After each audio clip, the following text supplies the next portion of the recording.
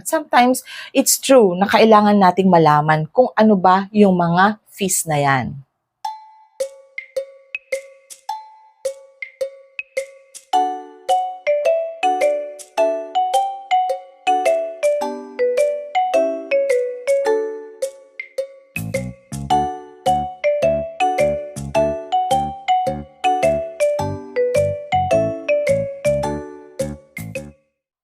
So, hi everyone, Crisel Morales here. Welcome back sa ating YouTube channel.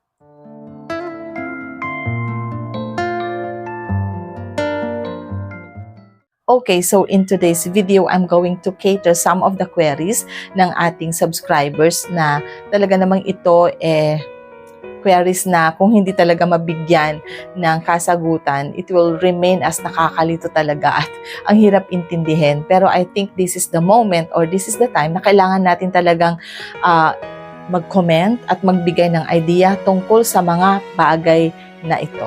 So are you ready? Okay, first query, shout out tayo kay Jerry Villaluen. Hi Jerry! Thank you so much for dropping your comment.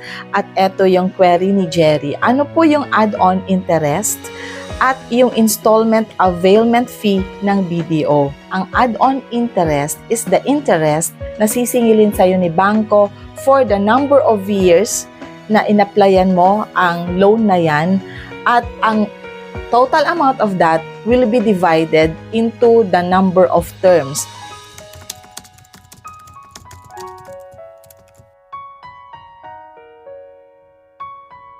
So, yun. Ibig sabihin yung pinapatong ni Bangko na monthly interest out of the total amount that you borrowed or yung na-loan mong amount.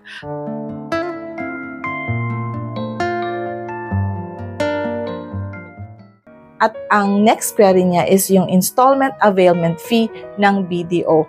Ang installment availment fee is the fee that BDO charges a person kapag na-approve ang kanyang loan.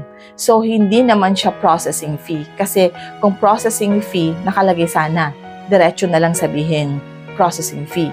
Pero ito, installment availment. So, kung baga, meron silang fee na sinisingil tuwing na-approve ang loan natin.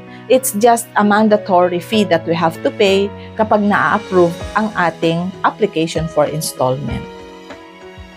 So, Jerry, if you want to know more about the fees and charges that the BDO charges a client, mag-inquire tayo kay customer service representative. We can spend several minutes with them and ask them to explain kung ano-ano yung mga charges and fees na sinisingil sa atin ni Bangko. Kasi po, kapag i-discuss ko lahat dito, kulang po sa atin ng 10 minutes to 15 minutes. So, Jerry, thank you so much for that query.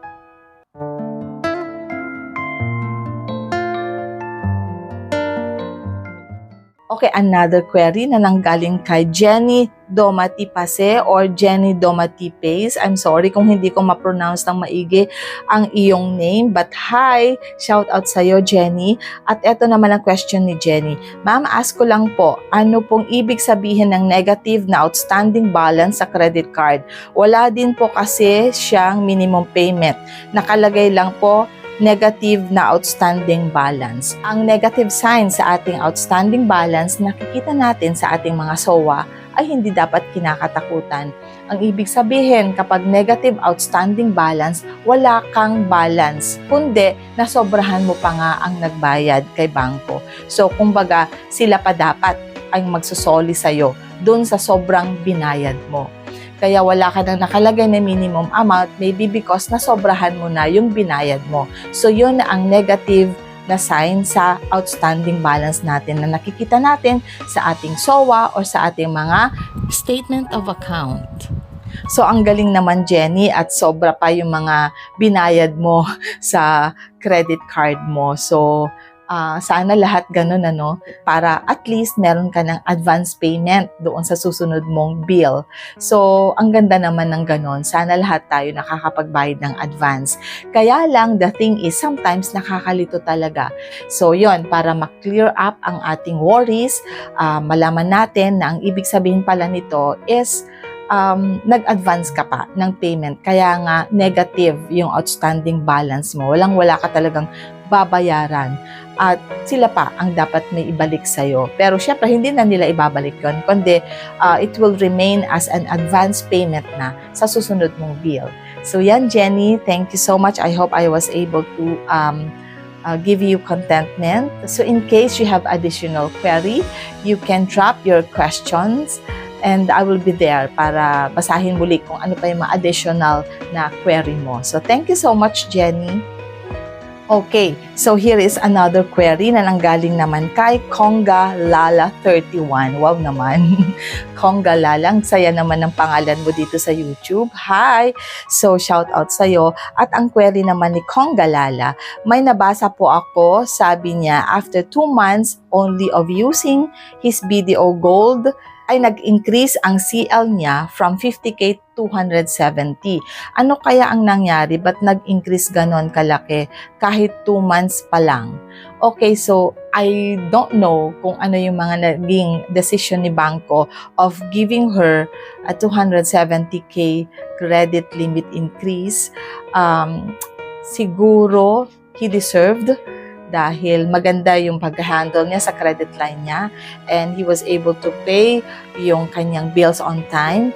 Otherwise, baka na-monitor din ni Bangko na meron siyang malaking investment sa BDO, a savings account na malaking halaga, things like that. Kasi kung minsan, yung system ng mga bangko na mamonitor nila lahat yun, alam nila kung sino yung mga mapagkakatiwalaan na bigyan ng credit limit increase. But kung titignan kasi natin, ang basis talaga ni Bangko of providing or giving us or approving a credit limit increase is you have a high credit score, you can maintain and manage your credit line, and you are really paying on time. Yun yung mga 3 things para maging eligible ka to receive a credit limit increase.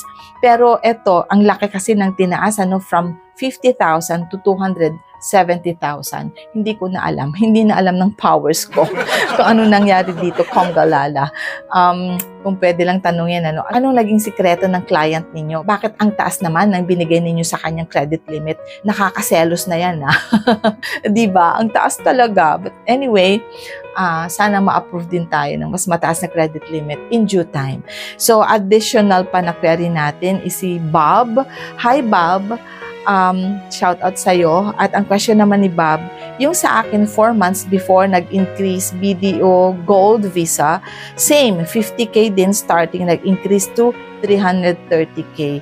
Hindi rin ako nag-expect since ang alam ko, kuripot si BDO pagdating sa CL increase. Gulat na lang din ako, nag-increase siya.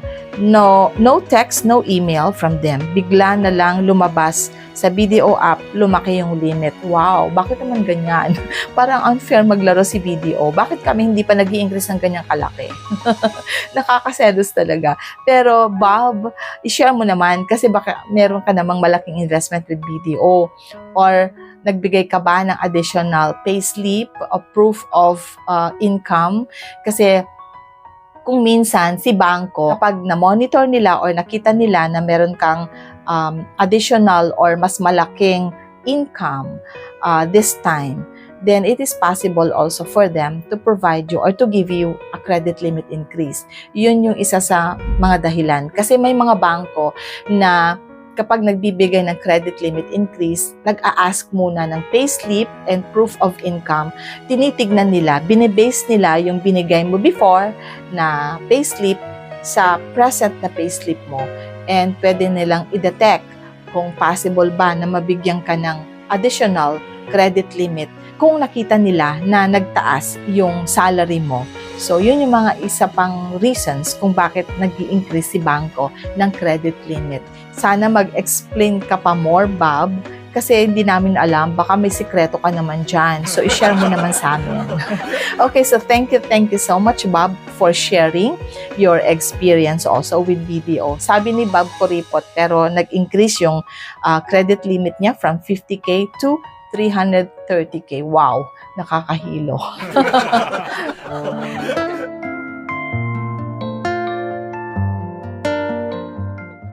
Okay, another query nang galing naman kay Jimmy Boy. Hi Jimmy Boy, shout out sa'yo. So ang query niya, hello po, need ba applyan para magtaas yung credit limit sa card na to? I have same card and using this card since March this year pa.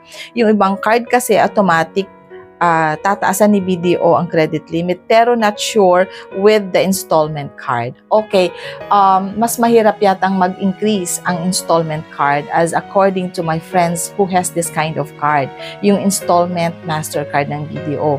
Sa totoo lang, I really haven't heard any testimony or experiences from my friends who has this kind of card kasi wala akong installment MasterCard actually. Pero yung mga source of information ko, ang hirap din daw talagang mag-request ng credit limit increase. So there you go. Maraming salamat, Jimmy Boy, for the comment. And of course, shout out sa'yo. So yun po yung mga queries na na-cater natin for today na pagtuunan natin ng panahon para i-cater at mabigyan ng mga kasagutan. So, I hope may natutunan din po kayo. Hindi lang doon sa mga nag-drop ng comments na to, kundi lahat sa inyo. Sana may nag-grasp kayo, may napulot kayo na information. And if you wanna ask some queries, you can just drop your comments or your queries sa comment section natin and I'll be there to read them. And pasensya na po kung minsan hindi ko nabibigyan ng panahon because dumadami na kayong nag-a-ask ng query. Kaya kung minsan ginagawan ko na lang siya ng video. And one thing more, medyo busy tayo sa trabaho. Pero as long as you are there na nagda-drop ng comments at nababasa ko, kahit hindi ko yan masagot on time, I believe na babalikan ko kayo at babalikan ko kayo. So, maraming salamat po sa inyong lahat. So, hanggang dito na lamang po muna tayo. Okay, we will cater more on the next video. At sana po makapag-subscribe yung mga hindi pa nag-subscribe sa ating YouTube channel. There is a notification bell down there that you can tap so that you will always be notified sa mga susunod na videos natin.